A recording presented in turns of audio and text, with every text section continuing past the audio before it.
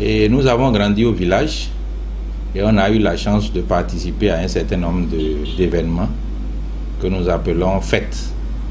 On ne saurait les compter tous, mais il y a Pâques et fin d'année particulièrement. Quand on était enfant, ça nous mobilisait. La fête pour nous est caractérisée par deux choses essentiellement, pour ne pas dire trois. La première chose, c'est qu'on s'attend à changer d'habillement. Tu es sûr que tu vas travailler avec les parents, donc on va te coudre une chemise. Là, et tu vas plusieurs fois voir le tailleur pour être sûr qu'il a pris les mesures. Vous faites la veille avec eux même pour qu'on te livre ta tenue, parce qu'il arrive des fois où ils ne le font pas. Donc vous allez, vous êtes tout le temps chez le tailleur. C'est peut-être une chemisette, ou une petite chemise, ou bien ou un pantalon si tu as la chance.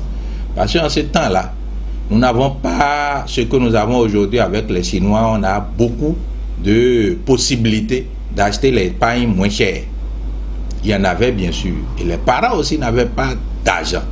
Donc, pour bénéficier d'une chemise, il faut avoir aidé les parents en son temps. Donc, petit qu'on était, on allait au champ, on travaille.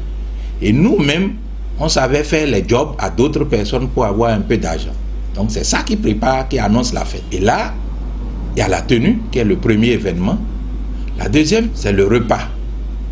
Je ne vais pas vous mentir, quand on mange le riz chez nous, c'est qu'on est en période de fête. On prépare le riz. Tout a changé aujourd'hui. Nos parents même cultivent le riz. On ne cultivait pas le riz dans nos régions là-bas, dans les collines. On ne cultivait pas. Donc, tout est importé. Et si ça arrive, c'est les grands frères, c'est les oncles, c'est les parents, c'est les sœurs, qui sont de Cotonou, achètent quelques kilos de riz pour donner aux parents au village. Donc on les réservait ça pour ces grands jours. Si par malheur, maman préparait mal le riz et ça devient bouilli, vous le buvez aussi comme ça.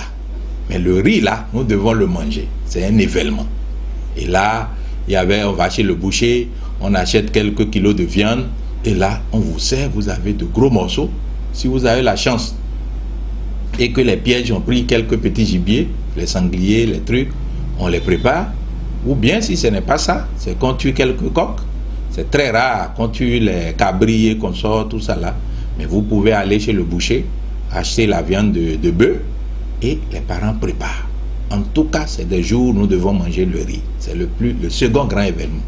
On a assez mangé liam pilé. Si on fait liam pilé le jour là, ce n'est pas. Mais si on doit faire liam pilé, au lieu de faire liam pilé avec la sauce d'arachide, on fait liam pilé avec du goussi, sésame, bon, pour ce nom vulgaire, donc avec sauce sésame. Et des fois, le leucinage, ça, et c'est bien épais. Et là, quand vous mangez liam pilé avec sauce sésame, c'est les caractéristiques de la fête, ça. Donc quand vous faites ça, vous êtes digne, vous êtes content, vous fêtez correctement, vous salissez les tenues, et après, la vie continue. Parce que généralement, la fête finit le lendemain ou troisième jour après, c'est le chant, ou bien c'est les autres activités qui reprennent. Donc voilà les souvenirs que moi j'ai. J'ai de très bons souvenirs. La notion de fête avec les parents, la notion de fête dans le village, on a perdu ça. Et il faut le faire chichement, il faut boire la bière, il faut peut-être coudre de bons habits aux enfants, tout ça, ça devient cher. Et on va dire, Papa Noël est descendu, il faut acheter des cadeaux, il faut aller emballer, et si tu ne fais pas ça, tu n'es pas un bon père, tout ça. Maintenant, avant, il n'y avait pas de Papa Noël.